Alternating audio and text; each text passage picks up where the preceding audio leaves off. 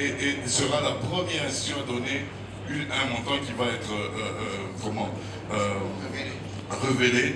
J'étais très tenté de le révéler, mais je ne vais pas le mettre. Et nous, moi, en tant que PCA, je n'ai été qu'à la première réunion parce que mon rôle est tout à fait normatif et stratégique. L'objectif, je crois, il fallait plus parler d'innovation pour toutes les structures étatiques qui constituent en fait d'abord déjà des innovations au niveau de l'État. En les mettant sur place ou en le créant, l'État veut promouvoir l'entrepreneuriat de façon générale, mais de façon particulière l'entrepreneuriat des jeunes, ce qui est déjà une très bonne chose. Mais en termes d'attente, nous, comme on a dit, on ne veut pas que tout ce que se passe ici, toute l'intelligence, l'expérience que nous voyons déployer dans ces cadres ne se limite pas ici. Parce que comme on le sait très bien, il y a une grande fissure entre la réalité entrepreneuriale sur le terrain et tous les savoirs entrepreneuriaux que nous détectons, nous décelons au niveau de la gente féminine, chez les jeunes, mais aussi chez d'autres personnes en RDC.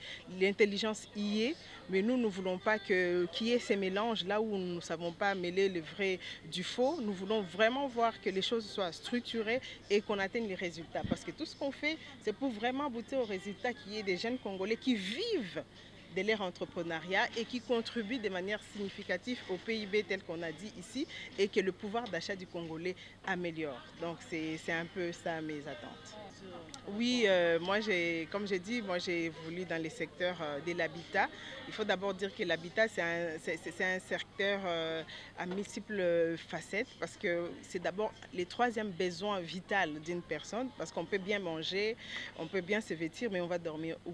Ça veut dire qu'il faut avoir une habitation, il faut avoir un habitat.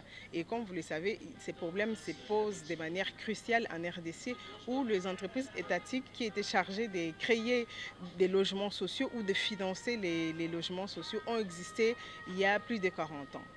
Alors, le président de la République a créé encore ces établissements parce qu'il ne s'agit pas que de notre établissement, il y en a d'autres sous le ministère des tutelles avec le ministre d'État Pius Mabouilou.